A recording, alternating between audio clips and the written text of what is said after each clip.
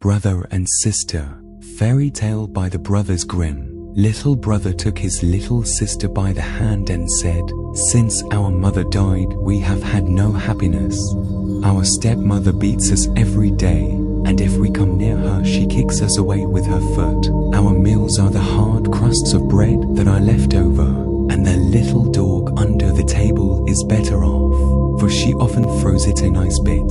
May heaven pity us, if our mother only knew. Come, we will go forth together into the wide world." They walked the whole day over meadows, fields, and stony places, and when it rained, the little sister said, "Heaven and our hearts are weeping together." In the evening they came to a large forest, and they were so weary with sorrow and hunger and the long walk that they lay down in a hollow tree and fell asleep. The next day when they awoke, the sun was already high in the sky and shone down hard into the tree. Then the brother said, "Sister, I am thirsty. If I knew of a little brook, I would go and just take a drink. I think I hear one running." The brother got up and took the little sister by the hand, and they set off to find the brook. But the wicked stepmother was a witch, and had seen how the two children had gone away, and had crept after them privily, as witches do creep, and had bewitched all the brooks in the forest.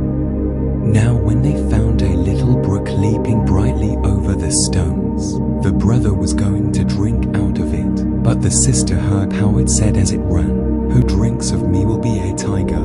Who drinks of me will be a tiger." Then the sister cried, "Pray, dear brother, do not drink, or you will become a wild beast and tear me to pieces." The brother did not drink, although he was so thirsty, but said, "I will wait for the next spring." When they came to the next brook, the sister heard this also say, "Who drinks of me will be a wolf. Who drinks of me will be a wolf." Then the sister cried out, "Pray, dear brother, do not drink, or you will become a wolf and devour me." The brother did not drink, and said, "I will wait until we come to the next spring, but then I must drink. Say what you like, for my thirst is too great."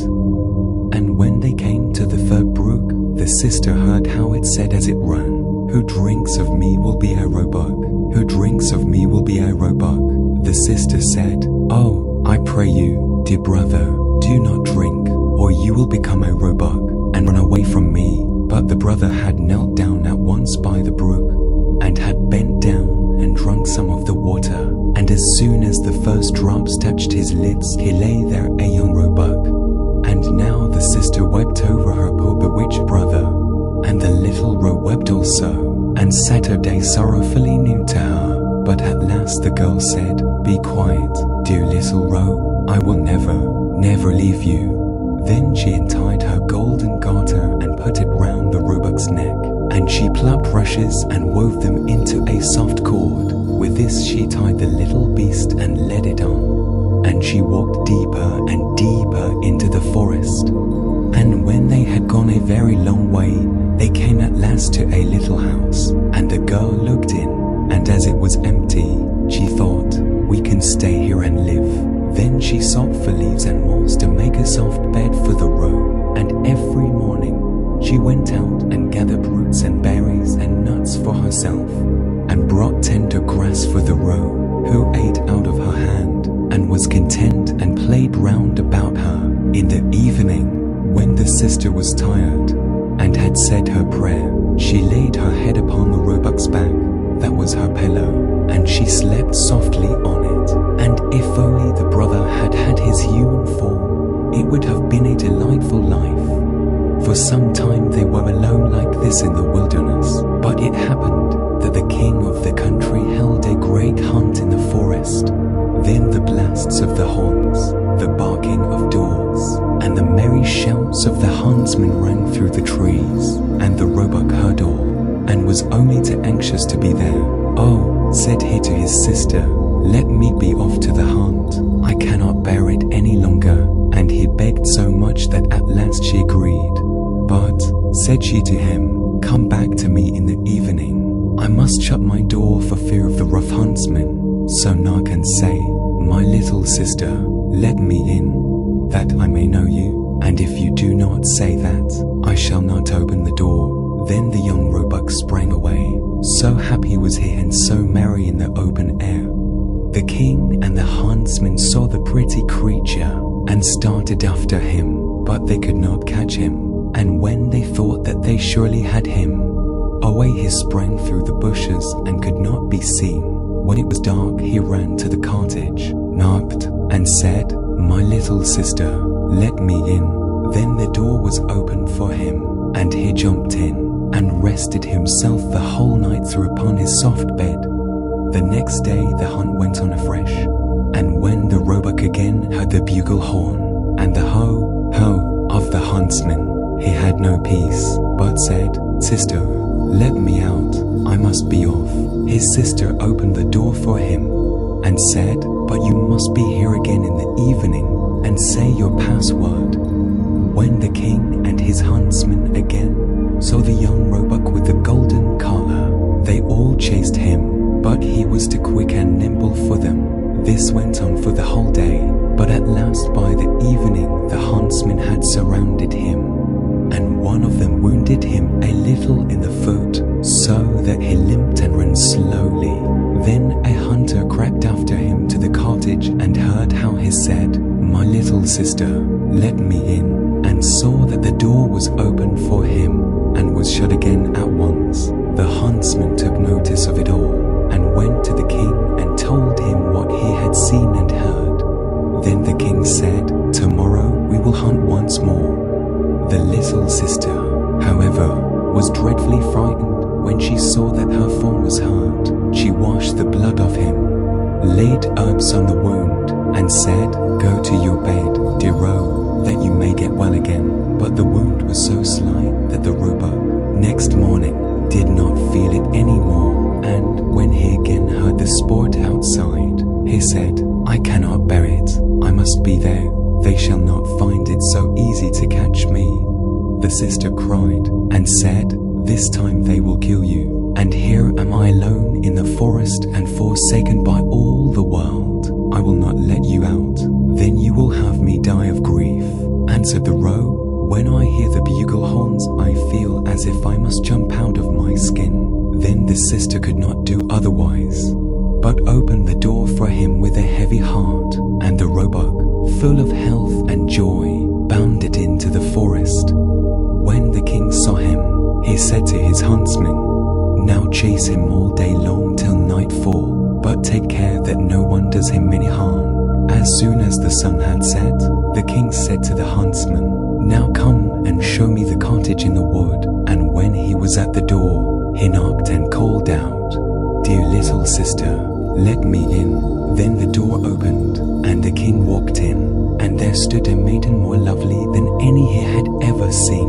The maiden was frightened when she saw, not her little roe, but a man come in who wore a golden crown upon his head. But the king looked kindly at her, stretched out his hand, and said, "Will you go with me to my palace and be my dear wife?" "Yes, indeed," answered the maiden, "but the little roe must go with me. I cannot leave him." The king said, "It shall stay with you as long as you live, and shall want nothing." Just then he came running in, and the sister again tied him with the cord of rushes, took it in her own hand, and went away with the king from the cottage. The king took the lovely maiden upon his horse and carried her to his palace, where the wedding was held with great pomp. She was now the queen, and they lived for a long time happily together. The roebuck was tended and cherished, and ran about in the palace garden.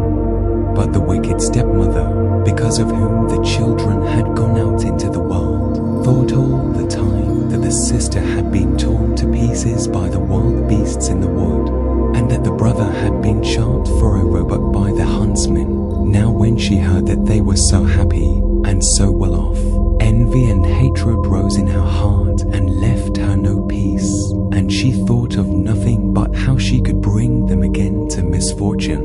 Her own daughter, who was as ugly as night, and had only one eye, grumbled at her and said, "A queen, that ought to have been my luck." "Only be quiet," answered the old woman, and comforted her by saying, "When the time comes I shall be ready." As time went on, the queen had a pretty little boy, and it happened that the king was out hunting. So the old witch took the form of the chambermaid, went into the room where the queen lay, and said to her, "Come, the bath is ready. It will do you good, and give you fresh strength. Make haste before it gets cold." The daughter also was close by, so they carried the weakly queen into the bathroom, and put her into the bath. Then they shut the door and ran away. But in the bathroom, they had made a fire of such deadly heat that the beautiful young queen was soon suffocated.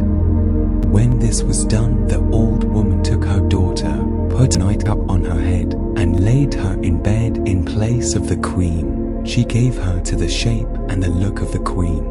Only she could not make good the lost eye, but in order that the king might not see it, she was to lie on the side on which she had no eye.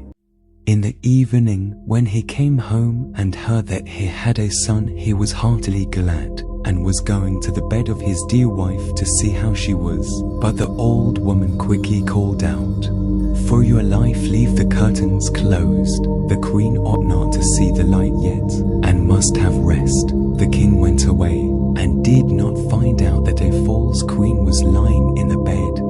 But at midnight, when all slept, the nurse, who was sitting in the nursery by the cradle, and who was the only person awake, saw the door open and the true queen walk in. She took the child out of the cradle, laid it on her arm, and suckled it.